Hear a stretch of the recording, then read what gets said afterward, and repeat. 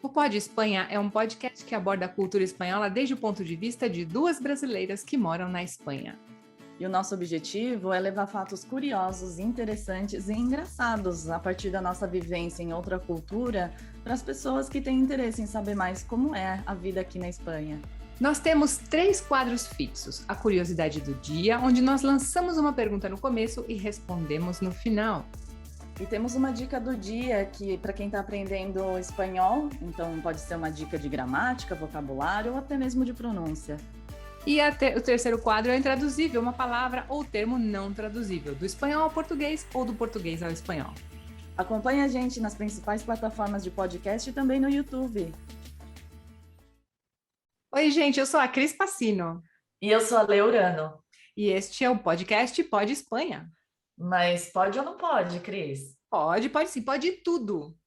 Só não pode uma coisa, que é assunto baixo astral, né, Cris? Aí não rola. Aqui não tem lugar, não tem espaço. E falando nisso, uma pessoa que não tem baixo astral é a convidada do nosso podcast de hoje. O nosso episódio número 7 da segunda temporada é a Perla Gomes. A Perla, ela é produtora artística, ela é dançarina, ela comunica a arte através da expressão corporal. Ela é bastante conhecida no mundo dos dançarinos e dos músicos aqui de Madrid e da Espanha. Recentemente, ela fez uma apresentação em Santander, que foi de arrepiar, literalmente, eu fiquei arrepiada. Curimbó, a ancestralidade em pé. Perla é pérola brasileira, direto da Amazônia, que mora em Madrid. Bem-vinda, Perla!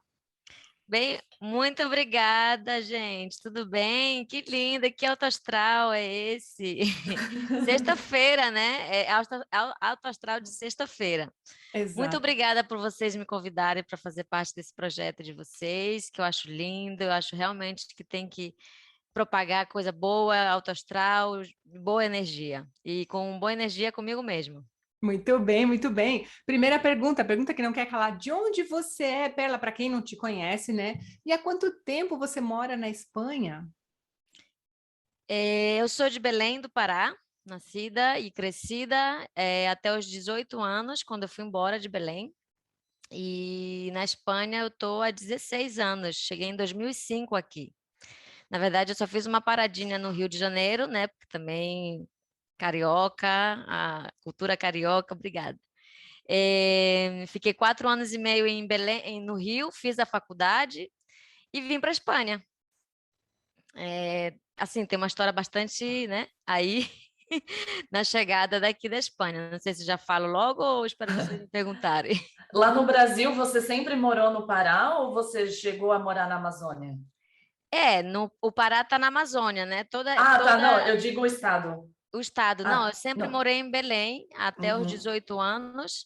E com 18 anos, a minha mãe fechou as malas, fechou as portas. Na verdade, antes ela abriu a casa para vender tudo e dizer: vamos embora para o Rio de Janeiro, que aqui não é vida para vocês. E, sinceramente, assim, eu amo a minha terra. Eu sou realmente, assim, grata por ter nascido. Acho que eu não podia ter nascido em outro lugar, mas foi a melhor coisa que a gente fez. Foi eu ter seguido a minha mãe, porque eu já tinha 18 anos, já podia ter tomado uma decisão de ficar, de repente, né? Mas eu decidi seguir a minha mãe para o Rio de Janeiro. E que a minha mãe sempre foi apaixonada pelo Rio de Janeiro. Dona Sônia, que a amo com paixão e loucura. Chegamos no Rio em 2002, sim, 2001 mais ou menos. 2000, a gente saiu, 2001 a gente estava no Rio. E aí foi aquela coisa, né, cidade grande, porque Belém, apesar de ser uma grande metrópole, mas ela é considerada ainda, né, cidade pequena. Não é igual ao Rio de Janeiro, então... O Rio é enorme. O Rio é enorme. Então, aí eu estudei, fiz faculdade, passei para informática. Não. Sim. Surpresas das pérolas. Surpresa da pérola. São as pérolas da perla. Isso aí. Tipo, a vida inteira eu danço, né? Em Belém, eu fui criada desde os 5 anos que eu aprendi a sambar e sambo. Com 7 anos eu participei de concursos de lambada. Infelizmente, não tenho foto dessa época, porque naquela época lá nos anos 90, quando instalou, né, o boom da lambada em Belém, a gente vem de uma família bem humilde, então não tinha essa coisa de tirar fotos, né, e tudo mais. Mas eu sempre estive na dança, todas as danças de rua, o carimbó, todo o folclore do norte do Brasil, né, que muita gente não conhece, e uma das pernas do meu trabalho que o mundo não conhece do Brasil, porque o Brasil não é só samba, né? Muito mais que isso. Mas assim, eu sempre estive na dança, só que eu fui fazer a faculdade de informática porque a minha mãe não acreditava que eu podia viver da arte e da dança. Uhum. E eu também. Tanto que eu também cresci com essa crença de que não podia. Uhum. Então, fui estudar informática porque eu tinha feito um curso técnico em Belém e de processamento de dados, que eu também gostava da área de informática, e afinal fui para a faculdade de informática e me especializei em rede de computadores. E afinal não trabalhei com redes, trabalhei lá no Rio o tempo que tinha que trabalhar, mas afinal criei outra rede, né, que já a gente fala disso. Mas rede de computadores não, só para usar agora na internet.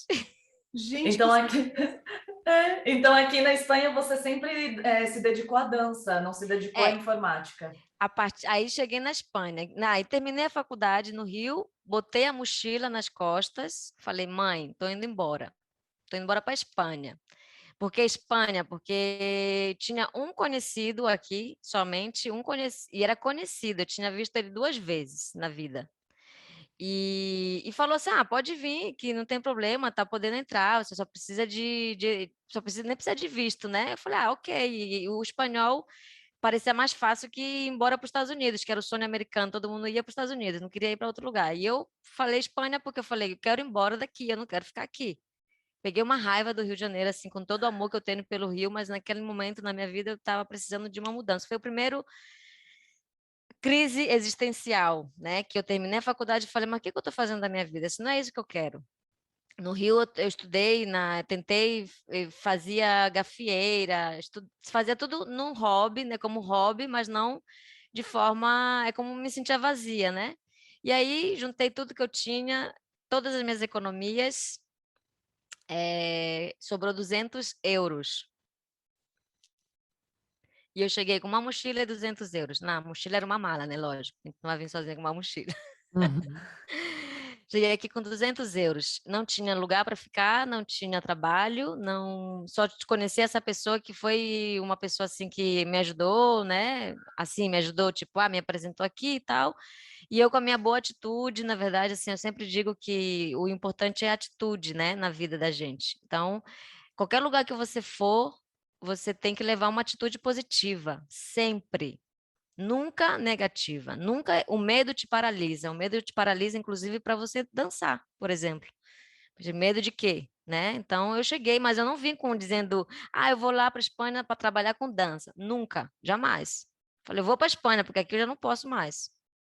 Cheguei na Espanha, resumindo, fui trabalhar 3 anos até eu conhecer o Márcio Rubens, que foi meu parceiro de dança, que me apresentou a Tabata Zeronian, que também foi uma colega de trabalho, que me abriu as portas para o mundo brasileiro aqui na Espanha. Mas até os 3 anos aqui na Espanha, eu trabalhei menos né, dignamente, eu trabalhei de babá, garçonete, vendendo. Meu primeiro trabalho foi vendendo cigarro no estanco. Uma semana eu cheguei aqui, na semana, no dia que eu consegui uma casa para ficar, porque a primeira semana eu não consegui, e os 200 euros ia embora, né? E eu não Para tinha mais comer. para comer. E eu fiquei uma semana comendo, sabe os bocatas do Pães e Companhia, que são longos? Eu partia um na metade, comia na metade um troço e a outra metade eu comia de tarde. Tipo, era o que eu comia todo dia. Eu peguei uma gastrite horrível aí nessa semana. Mas, enfim, são coisas, né? Não é baixa astral, mas faz parte da história. E aí, tipo, eu consegui a casa na quinta-feira, eu cheguei na quarta. Na quinta seguinte, da semana seguinte, eu consegui a casa, que a dona do apartamento se chamava Feliz. Uhum.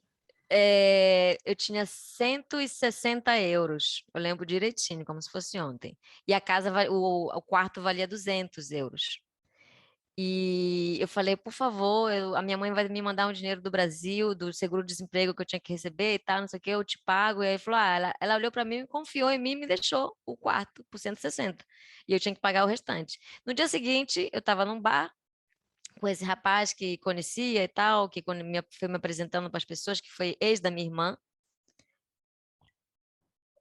E tem um cara colocando as máquinas de tabaco, recarregando as máquinas de tabaco, e comenta para a garçonete: eu estou precisando de uma pessoa para trabalhar 3 dias no estanco da La Moraleja, em La Moraleja. Olha onde eu fui parar.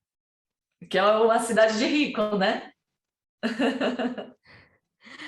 Aí a menina já sabia que eu estava, né? Tinha acabado de chegar, que eu queria. Eu não falava nada de espanhol, gente, nada. Eles falavam e para mim era como, meu Deus, não estou entendendo nada. Tipo assim, era horrível. Eu falava, olá, tu hablas espanhol, porque era o que passava nas publicidades dos cursos, né, lá no Brasil. Enfim, Exato. aí a mulher me apresentou na hora pro cara, que eu não lembro do nome, Javier, eu acho que era o nome dele. E aí ele falou, ok, tá, já tem trabalho. E eu comecei a trabalhar no dia seguinte. Sim. E que dava ademais, tipo, para pagar o aluguel e para eu comer, não dava mais para nada. Eu ganhava 370 euros naquela época, em 2005, que ainda não era crise, né? Que ainda estava bem. Quando eu fui no mercado, que eu olhei uma lata de milho a 27 centavos e dizia, what?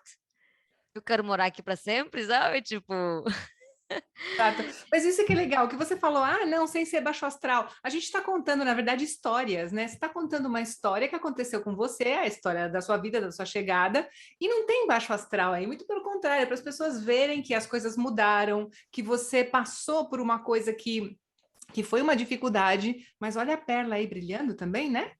sim. Até Na porque verdade, você não está se lamentando, você só está não, mencionando, então. exatamente. É porque Ah, assim, eu acho que é isso. Eu acho que realmente assim foram acontecendo as coisas para mim de uma forma positiva, porque eu sempre tive, sempre fui muito positiva, sempre. E meu sonho de pequena era ser bailarina mesmo, bailarina de bailar em grandes lugares e viajar muito dançando. Eu via, vou contar uma coisa aqui pra gente que não tenho vergonha de falar mesmo, mas as minhas inspirações eram Sheila Carvalho e Carla Pérez. sim, claro, mas elas foram inspiração para muita gente no Brasil. Exato. Então assim, eu tenho muito orgulho mesmo de falar que graças à minha atitude positiva, eu consegui chegar muito longe e ainda não cheguei aonde eu ainda estou preparando, né? Porque cada dia, a gente vai renovando as nossas metas e nossos objetivos, né? Mas essa foi a principal, assim, a chegada da Perla na Espanha. Até 3 anos que eu comecei a trabalhar com tudo isso, não envolvia com brasileiro, não conhecia brasileiro nenhum aqui, era tudo espanhóis.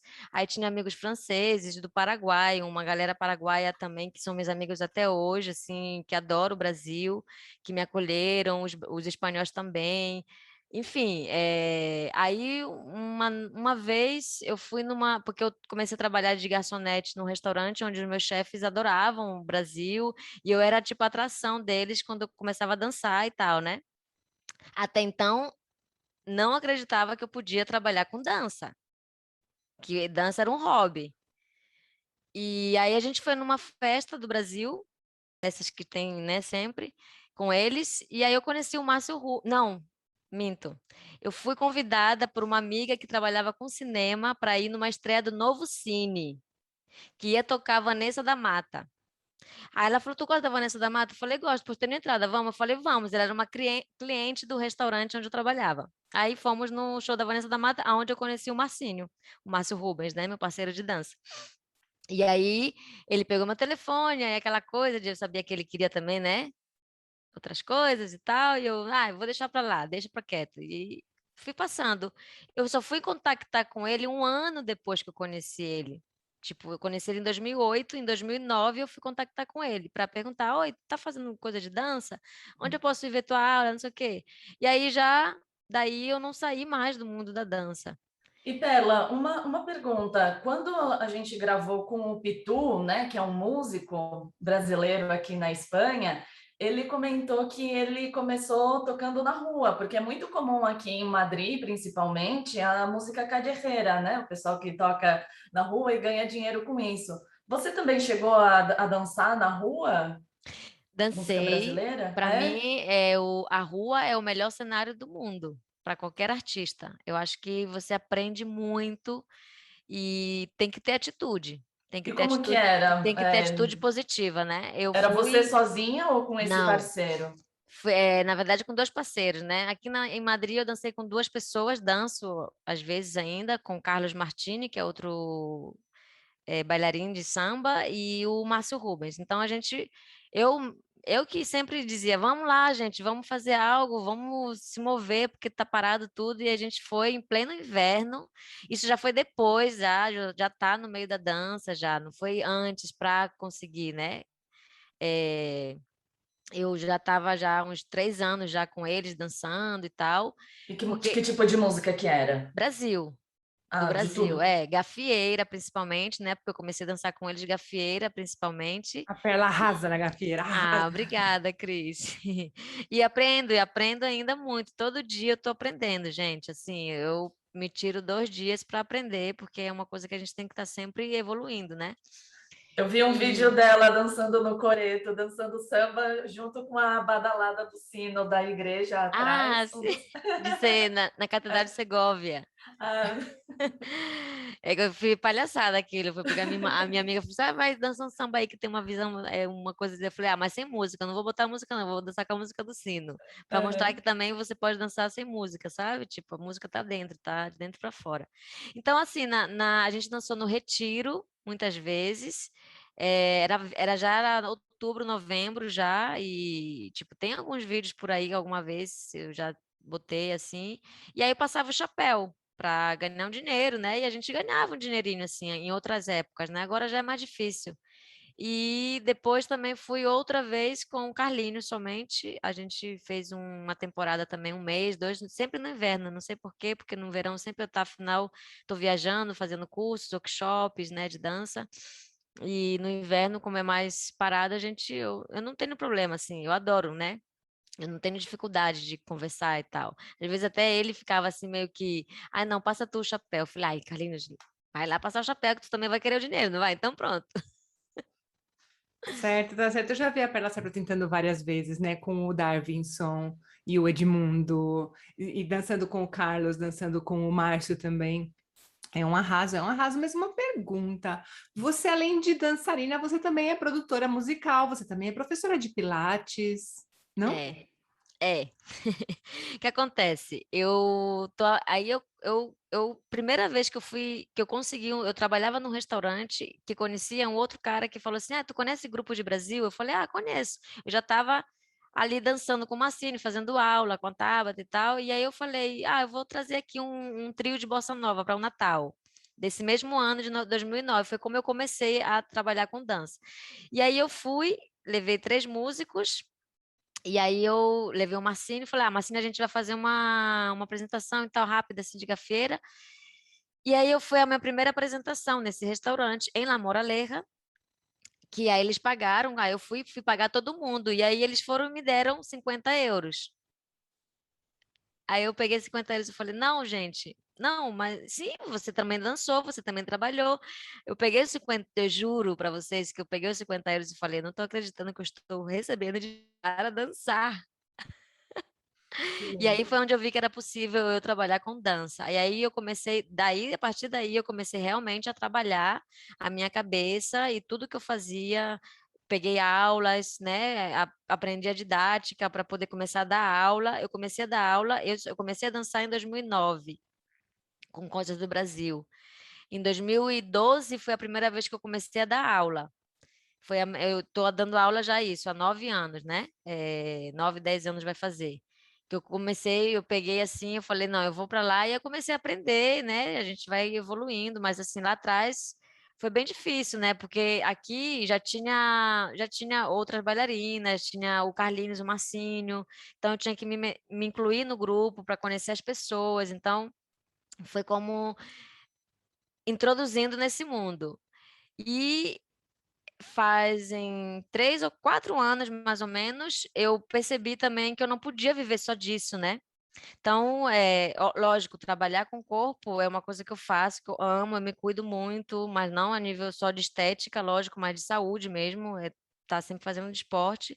E aí eu decidi fazer o curso de Pilates, que era uma modalidade que eu amava, eu já tinha feito, e saiu a oportunidade de eu conseguir trabalho. E aí eu vi que também era uma via para conseguir trabalho, porque senão, se ficar dependendo só da dança de, inclusive, Brasil, não tem como viver disso. E a produção artística, na verdade, veio sozinha acompanhando da dança, né? Porque afinal eu faço eventos, e aí foi que eu criei a Prosperity Art Production, que a gente faz eventos, aí a gente faz produção artística.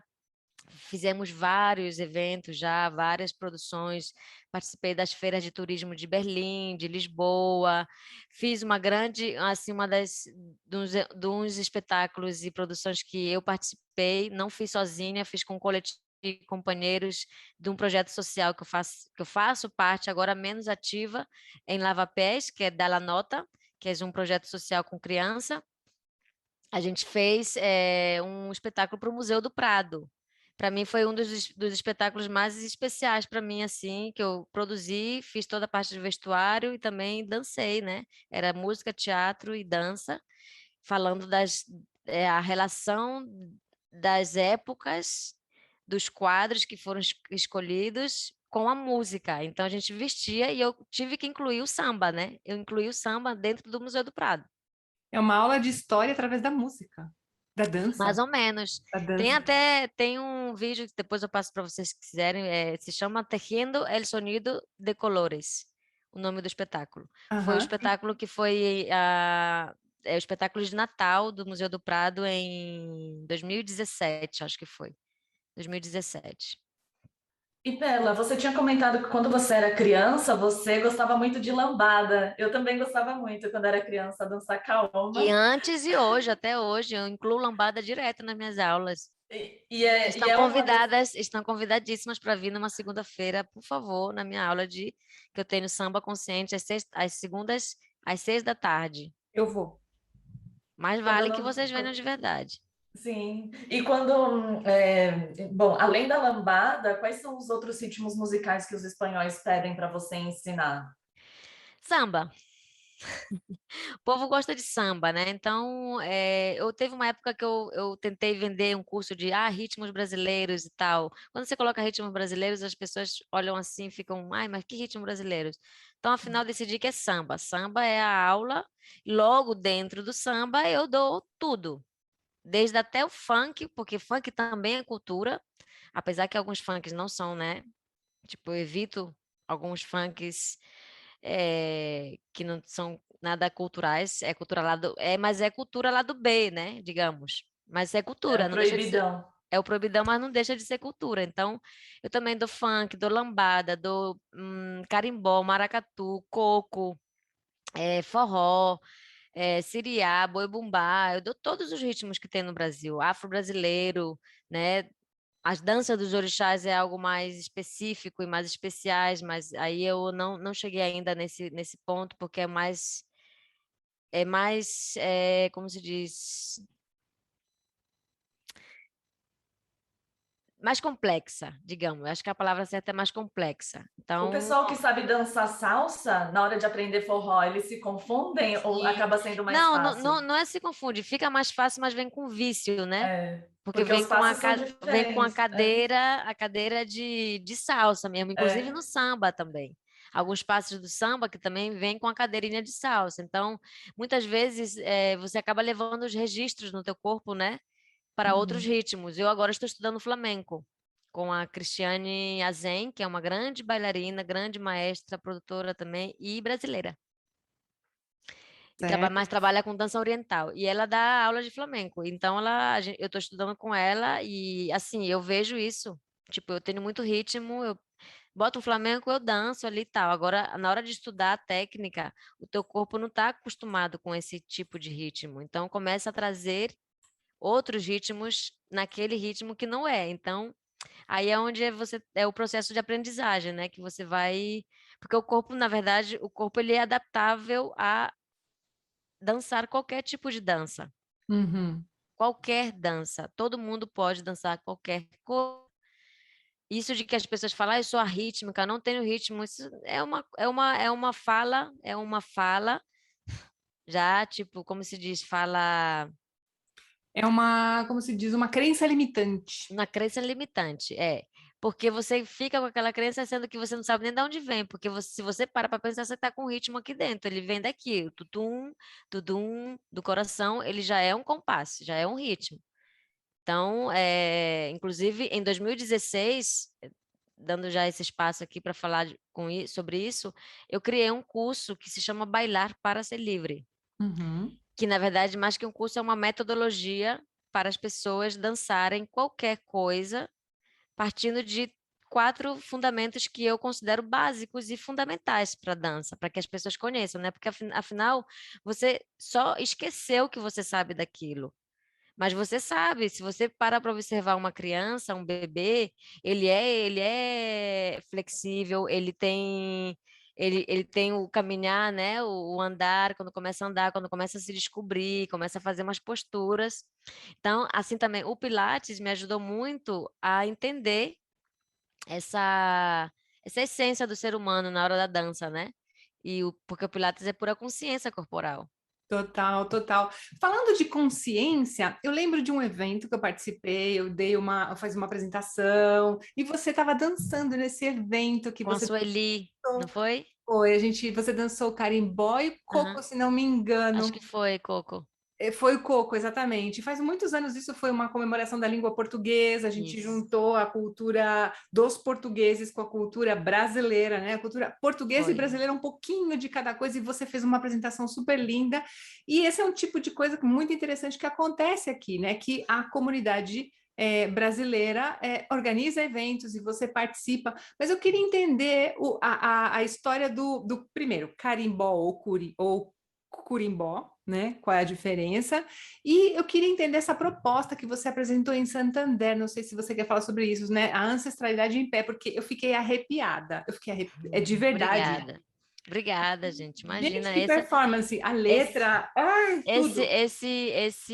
essa performance, na verdade, ela é um aperitivo de um espetáculo, né, que vai sair em algum momento, não sei quando também, não posso dizer, porque assim, são tantas coisas. Mas é uma performance que eu já estava querendo fazer faz um tempo, porque eu queria fazer uma chamada, né, para os indígenas, para as terras indígenas, para todo o povo indígena. Na verdade, indígena e povos tradicionais, né? Vamos dizer, Uma mais. pergunta, mas a sua origem é indígena, Perla? Também tem indígena, tem espanhol, tem incluso africana também. Enfim, a gente tem uma mistura, né? Eu tenho uma mistura. Meu pai é mineiro, mas a família do meu pai também tem alemã, tem português, e a minha mãe é paraense, só que aí daí vem a indígena e vem o espanhol também. Meu bisavô era espanhol, Ok, ou seja, você é uma típica brasileira, né? É mistura, Mistura. né? Exato, como A nós. pureza, a pureza está na mistura, gente. Claro, claro, como nós também. Olha, eu e a Exatamente. Letícia somos Total. brasileiras, as três. Vocês olham vocês assim, tipo, é um estilo completamente diferente, né? Exato. E então, aí o curimbó, a ancestralidade em pé, surgiu desse ponto. Por quê? O curimbó, na verdade, ele é uma árvore da Amazônia e é do tupi, que significa pau com, com buraco que faz som, né? Que sabe que no tupi eles sempre falavam como eles viam as coisas, né? É a tradução, digamos. E então daí vem a palavra carimbó, que é o ritmo. E todo é o carimbó. Primeiro eu falo do curimbó. O curimbó ele é, né, uma árvore, é um pau, é um tronco e também é chamado o tambor que se toca o carimbó, que é um tambor longo assim, que você senta em cima dele e toca aqui, né? E por isso criaram o carimbó, essa palavra provém do curimbó e a dança provém do lundu. O lundu que é uma dança angolana, né? Que vem da Angola, quando chegaram os africanos lá na zona de Belém. Tem muitos povos tradicionais afrodescendentes e juntaram com a cultura indígena, né? E aí surgiu essa maravilha que é considerado patrimônio imaterial e cultural da humanidade. Não sei se vocês sabiam. Não, não sabia. Pois sim, foi considerado em 2014. O mestre Verequete e outros mestres levaram essa solicitação e afinal foi considerado, igual que o flamenco, né? Igual que a capoeira, foi considerado patrimônio cultural e imaterial da humanidade. pela Unesco. Então, Interessante. o carimbó, no geral, assim, aqui na Espanha, quando eu cheguei, eu não via nada disso. Depois foi já, talvez tenha mais. É difícil você encontrar, quase não tem paraense aqui, na verdade. E eu comecei a introduzir o carimbó pouquinho a pouco nas aulas de samba, eu fazia o calentamento com carimbó, e aí eu dava alguma aulinha, né? Básica de carimbó e tal. E na verdade que é uma cultura que muita gente gosta, os espanhóis gostam de dançar carimbó.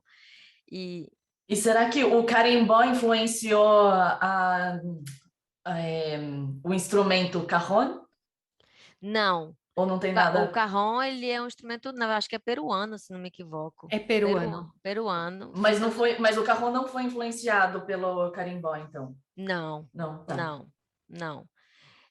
Inclusive, em 2018, né? Porque já falo também desse projeto à parte, eu fui para Alter do Chão, no Pará, que é aquele paraíso, e eu fui conhecer um dos mestres que foi responsável por introduzir o carimbó nesse patrimônio da Unesco, né? E é o Chico Malta. E eu levei as castanholas. E aí a gente fez uma roda de carimbó, colocando as castanholas dentro do carimbó. Na verdade, tudo é música, né? Tudo é você explorar. E um instrumento pode servir em outro, o carrom também pode servir com certeza no carimbó, o curimbó pode também com certeza servir para dançar e para tocar algum flamenco. Isso é tudo um pouco fusão, né? E a Ah, proposta que você dançou? então, a proposta que eu dancei, como eu disse, eu queria fazer uma homenagem, né, um pouco um manifesto para tudo que está acontecendo com os povos indígenas no Brasil, principalmente. E, e aí eu pensei, curimbó, porque é ancestralidade. E nós não somos nada sem nossos ancestrais. A gente está aqui hoje graças aos nossos pais, a nossos avós, e assim sucessivamente a nível micro. E a nível macro, os povos indígenas, eles deixaram uma cultura milenária que se está, pouco a pouco, martitando, né?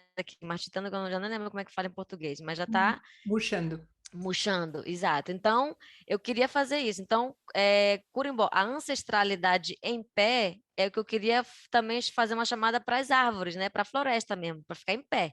Porque a gente está cada vez mais com consumo, aí as talas, e foi nesse sentido. Então, eu incluí aí um pouco a dança. Na verdade, a música é uma música que eu sou fascinada por essa música do Vital Farias, que é uma letra maravilhosa, é um poema. Eu convido vocês a escutarem ela inteira, porque eu cortei, né? Porque eu também, assim, eu sou bastante diplomata, né? Então, se você vai estar eu tinha umas partes da música que não pegava naquele evento, entendeu? A ideia era fazer realmente algo assim bem, né? Mas, tipo assim, a gente também tem que saber estar, né? Sentido comum. Então, eu fiz um espetáculo, aí cortei numa parte, mas a música inteira é linda, é um verdadeiro poema que fala da Amazônia, que fala dos povos, da destruição da Amazônia e tudo mais. E antes da gente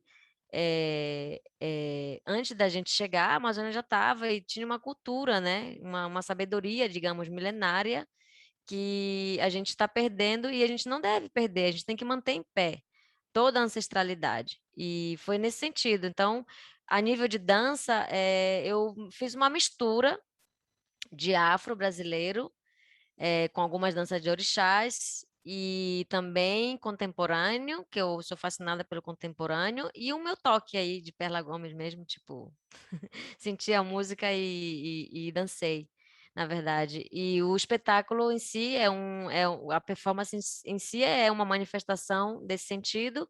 E como eu ia dançar o carimbó, então eu quis fazer uma chamada e uma manifestação com esse ponto para depois eu entrar no carimbó, né? Que foi o que eu fiz também depois, quando eu acabo com colocar na cabeça e fazendo de luta, eu já estou com a saia do carimbó aqui, porque o cenário fica, não deu para aparecer no vídeo, mas a saia fica no chão, com o cocá, a flor do carimbó, que é o símbolo também da dança do carimbó, e as maracas do carimbó, que são essas que eu tenho aqui, que a gente... Esse é o som e como se toca as maracas do carimbó, né? Esse sonido aí. E aí eu já estava com a saia, então já no mesmo embalo já coloquei o carimbó e fiz o carimbó. Porque era uma apresentação muito rápida, não era... Então, mas a ideia é fazer um espetáculo maior, né? Para sair, quem sabe, apresentado no teatro. E mudando um pouco de tema, mas ainda relacionado ao Brasil, à Amazônia, agora aqui na Espanha, principalmente aqui em Madrid, tem um fruto que é um fruto da Amazônia, que está sendo muito popularizado aqui, que é o açaí.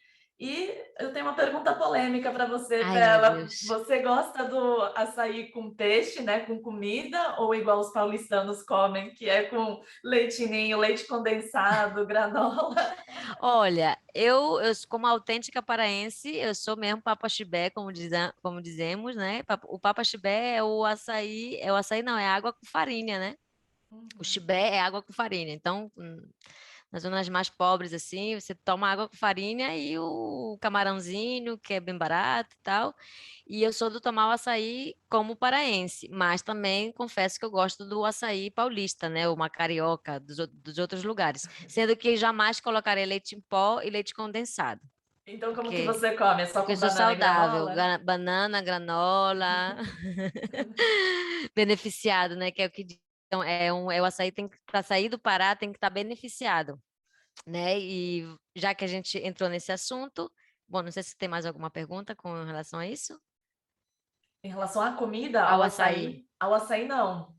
Era Não, mas isso, que agora está popular aqui. tá popular aqui e no mundo todo, né? Na verdade, então é bastante conhecido em vários lugares. Não, e relacionado a isso, eu criei um projeto que é o meu, na verdade, veio a segunda crise, né? A primeira crise foi no Rio, de identidade, e a segunda crise foi aqui mesmo, já trabalhando com dança, já fazendo um monte de coisas que eu gostava, que eu amo fazer, que na verdade, quando você ama algo, você tem que correr atrás para fazer aquilo que você ama, para você viver na realização, né? Viver realizado é outra coisa. E entrou minha segunda crise de identidade, que é o que eu sempre quis fazer, que era um projeto social. E aí em 2015, eu criei a Perlas da Amazônia, que eu foi da crise veio a certeza que eu vim para isso. Na verdade, todo o meu processo, toda a minha vida, ela tá em torno a esse projeto de vida. É o meu propósito de vida realmente é a Amazônia, os povos de Amazônia, não só os indígenas, senão toda a gente de lá. E da Amazônia, quando eu falo Amazônia no geral, eu não falo só Brasil, né? E aí é uma associação sociocultural e ambiental e tem a ver com o açaí, porque tem a ver, surgiu daí, né? Surgiu do açaí. Por quê? Porque surgiu de tentar ajudar os produtores locais de açaí, que são os que realmente não ganham, né? Todo mundo consome, cada vez está aumentando muito mais o consumo, mas os produtores locais que produzem mesmo é os que estão sendo mais desfavorecidos, né? Então, eu criei a Pérola da Amazônia e a gente está aí com esse projeto há 5 anos, é um projeto social, já fiz vários, 2 eventos, que são 2 projetos, né? Ela se basa de 3 pilares, que são 3 projetos. Eu já realizei 2 anos consecutivos, um dos projetos que é o DAR, devolver à Amazônia as riquezas que nós tiramos com tanto consumo. Então, é um intercâmbio sociocultural, é um turismo solidário. A gente leva de fora para dentro, para as comunidades, sempre com as comunidades afrodescendentes, tradicionais, ribeirinhas, e nós estamos começando por toda a zona de Belém. E esse projeto já fiz por 2 anos. O segundo projeto, que ainda não foi realizado, se Deus quiser, o ano que vem, é o MAPA. O MAPA é a Mostra Anual das Pérolas da Amazônia, ou seja, cada ano a gente vai fazer um mapeio de determinadas zonas e vai trazer para fora. Então, o DAR ele vai para dentro, o MAPA vai para fora e surgiu o terceiro projeto, que é o terceiro pilar, que é o CASA, que já fica em casa. É o Uhum. Cooperação de Agricultores Sustentáveis da Amazônia. Então, ele já fica em casa. A ideia é nós servimos de plataforma para conectar as comunidades de distintos lugares da Amazônia para se autoajudarem com o que for, né? Com o que for possível. Criar esse network, né, que eu falava no princípio, que eu fui estudar a rede de computadores, mas afinal eu criei uma rede de perlas, para a gente jogar sobre a Amazônia para proteger, porque na verdade, partindo do significado literal de uma perla, ela ela surge a partir do mecanismo de defesa do animal, né? A concha está lá e entra um graninho de areia e o animal libera um NACA e depois de 10 anos ela surge para proteger o animal. Então, nós somos essa proteção da Amazônia, assim como a Amazônia é uma joia e dá muitas pérolas, né, para o mundo. Então, Que nesse sentido aí, é o projeto da social, o meu propósito de vida. Tudo que eu faço, Cris e Letícia, tudo que eu faço na minha vida, desde 2014 mais ou menos para cá, que foi quando eu decidi deixar qualquer coisa que não tinha a ver com isso, tudo que eu faço é para que esse projeto vá para frente. É um projeto social grande e importante, você está falando de dar, né? Ou seja, é uma coisa para dentro, o mapa, e depois essa cooperativa, isso é super importante, são projetos sociais que, na verdade, são pequenas iniciativas que transformam as vidas das pessoas. Exato. O principal objetivo é criar rede de colaboração e divulgação dessa cultura amazônica. Porque, assim, eu nasci em Belém, mas eu sou amazônica. Porque eu nasci numa metrópole da Amazônia. Não é a mesma coisa São Paulo, inclusive quando foram cariocas mesmo para lá para fazer o projeto e que ficaram assim, é outra coisa, é outro mundo. As pessoas estão esquecidas, as comunidades estão completamente esquecidas do sistema.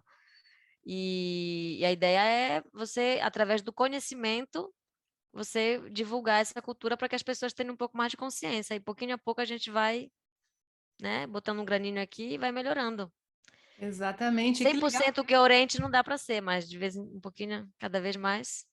Exato, mas isso é legal porque a Amazônia é um bioma gigantesco, né? Pega vários países. Então você está falando de um projeto que pega uma parte e que tem a sua função nessa parte em determinadas comunidades. Exato. Então, quanto mais pessoas puderem fazer também, colocar o seu grão de areia, Exato. como você diz, pois perfeito. Que legal, então a gente tem uma pérola direto da Amazônia mesmo aqui. Quando você falou isso, eu falei, tem que falar. Eu sempre falo nas entrevistas sempre que eu puder divulgar, né, nosso projeto, porque ele está começando, ele ainda é um bebê ainda, está gatinhando ainda. Mas tá indo. Não é fácil. Um projeto social, quando você entra no social, você não quer mais sair, sabe? É uma adição, assim. Sim, e transforma vidas também. Como que as pessoas que estão te ouvindo, que estão ouvindo a gente, entram em contato com você, Perla? Olha, pode entrar em contato através das redes sociais, né? No Facebook Perla Gomes, no Instagram Perla Gomes World, Mundo de Perla Gomes, e no telefone mesmo, telefone 690-3828-96. Temos também a nossa página da produtora, que é Prosperity Art com Y, Prosperity com Y no final, Y não Y no final, arte.es. E acho que A gente vai e deixar. perlasdaamazônia.com é o do projeto social, que ainda tô atualizando a página e tudo, que afinal é muita coisa. Tá certo, não, eu vou deixar todos os links aqui na descrição do vídeo. Muito bom, muito bom. Não sei se ficou alguma pergunta para ser feita, algo que você queria dizer que a gente não perguntou, porque a gente já vai para os quadros já já. Sim, eu acho que já tá tudo. Agora, se Deus quiser, com tudo der certo, eu vou lançar o curso digital Bailar para Ser Livre 2.1, BSL 2.1, que é o formato digital, né? Porque eu dou esse curso a nível presencial, mas a gente está lançando ele em digital. E para que esperem as pessoas que também quem queira dançar, que se atreva, não fique, né, presa, que seja livre para dançar e dance para ser livre. Porque Eu quero aproveitar, então, mandar um beijo para o seu conterrâneo, meu amigo Márcio, que trabalha comigo. Ele também chegou, ele também era de Belém, chegou aqui na Espanha já faz uns 12, 13 anos, e ele também trabalhou como professor de dança aqui. Ai, mas ele está aqui ainda? Tá, ele trabalha comigo. Ah, pois a gente pode marcar um dia para conhecer. Eu não conheço quase paraense, gente. Sim, quando você falou que não tinha muitos paraenses, eu lembrei dele, que ele escuta também o podcast, e ele ia pensar, olha, eu aqui. Pois fiquei curiosa, agora eu quero conhecer o Márcio, né, que você falou. Isso. Um beijo para o Márcio. Sempre da terrinha tem que se conectar. Sim, a gente combina de ir num restaurante brasileiro, porque eu vi no site Pérolas da Amazônia, que é próximo a um bairro que tem um restaurante brasileiro bom. Então a gente combina. Aonde? Agora se chama Lopogril. Lopogril, né? Eu acho que está perto de Batã. Batã, exato. Eu acho que está mais ou menos que perto. antes era talvez a Novi... Coffee Break. Mudou o nome, tá. Mas a gente combina. Tá Foi bom, um prazer. então. Foi um prazer, gente. Muito obrigada pelo espaço mais uma vez, para a gente divulgar nosso trabalho. Longa vida para esse projeto de vocês também, que é muito interessante e gratificante, né, para a gente que está aqui também. Sempre uma perna a mais para a divulgação é interessante. E a gente fica aqui, já sabe o convite aqui, ó, ao vivo, de vocês duas virem na aula nas segundas-feiras, de samba consciente, porque aí a gente faz uma lambada, faz o que... Mas eu quero que vocês venham, de verdade, vocês estão convidadíssimas. Tá joia, não digo que não, hein? Não digo que... Isso não é por dizer, isso não é da boca para fora, não. Eu quero só ver, ó, e se vocês não vierem 2 semanas, pelo menos, eu vou colocar nas redes sociais, aquelas duas lá, ó, do podcast de Espanha, falaram ao vivo que iam vir, até hoje não vieram. Aí ferrou-se, porque a gente está gravando em áudio e em vídeo, ou seja, já é compromisso, exatamente. Então, convidadas. E um beijo grande, gente, de verdade, hein? Obrigada, de coração. Um beijo, Pera. Obrigada a você. Então, você está convidada para ficar nos quadros, porque a gente vai fazer os nossos quadros fixos. Eu não vou poder é porque eu tenho que entregar o computador para ele, que ele tem que trabalhar também. Sem problemas, sem problemas. Então, a gente se despede por aqui. Perla, obrigada pela sua participação de novo. Obrigada a vocês, gente. Um Super abraço. Beijo. Tchau. Tchau. Bom, vamos para os quadros do dia. Eu trouxe uma curiosidade. Curiosidade do dia qual é? Existe uma expressão em espanhol que é hasta luego, Lucas. Você já ouviu essa expressão, Lê? Não, nunca ouvi. Tá bom, essa expressão ela foi imortalizada pelo Chiquito de la Calzada. O Chiquito de la Calzada foi um comediante, ele faleceu, olha, em 2017, eu tô olhando aqui na Wikipédia porque eu não lembrava. Ele começou a fazer sucesso na década de 90, ou seja, ele já tinha mais de 60 anos, e ele imortalizou essa expressão, mas essa expressão já existia, hasta luego, Lucas. E eu aprendi num passeio turístico que eu fiz por Lavapiés e Embarradores, que eu conheci a taberna onde o senhor Lucas trabalhava. Então, qual que é a ideia?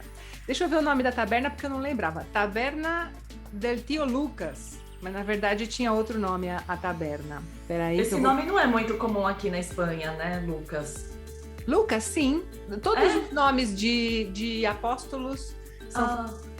Não sei se Lucas é apóstolo, mas nomes, assim, religiosos, sim, são. Não conheço, nunca ouvi nenhum. Lucas. A lo mejor Luca, mas sim. Então, o que acontece? Chama-se Casa Oliveiros. A Casa Oliveiros é um bar que tá fechado, né? Mas ele fica do ladinho do metrô Porta Toledo, não? Como chama? Gente, meu branco. Ai, gente, do lado de Porta Toledo, metrô... Vou ter que regravar isso aqui. La Latina. O metrô chama-se La Latina, né? Tem a praça onde fica o metrô, que depois quando você sai da praça, vira à esquerda, é o rastro. Se você virar à direita, tem uma ruinha curtinha. Nessa rua tem uma taberna do lado esquerdo, fechada. Essa taberna tinha um garçom que trabalhava, na verdade era o barman, que ficava atrás de la barra, justo do ladinho assim da porta. E as pessoas entravam, falavam oi, mas na hora de ir embora, ninguém falava tchau para ele. E ele mesmo dizia hasta luego, Aí ele falava, hasta luego, Lucas. Mas ninguém respondia, ele ficava muito bravo. Então ele ficou famoso por ele mesmo dizer hasta luego, Lucas. E aí surgiu essa expressão muito, muito divulgada através do Chiquito da Calçada. Mas nós estamos falando, gente, de 1850 e muito, tá? Ou seja, é uma expressão muito antiga da cidade de Madrid. E é madrilenha, olha que interessante. E aí esse comediante usava durante o sketch dele, e aí se difundiu mais ainda? Exatamente, é isso mesmo. Mas aí para se usar num contexto, é nisso também, de você ficar no vácuo, por exemplo, e aí você fala isso ou não? Como que seria? Num contexto é tchau, tô indo embora, fui. Tá. Hasta luego, Lucas. Você quer que eu vá com você na padaria? Hasta luego, Lucas. Não vou, não. Não vácuo, mas é tipo, tô indo. Ou se você estiver numa festa, você fala, gente, eu tô indo embora. Hasta luego, Lucas. Saia francesa. Exatamente. Tá bom.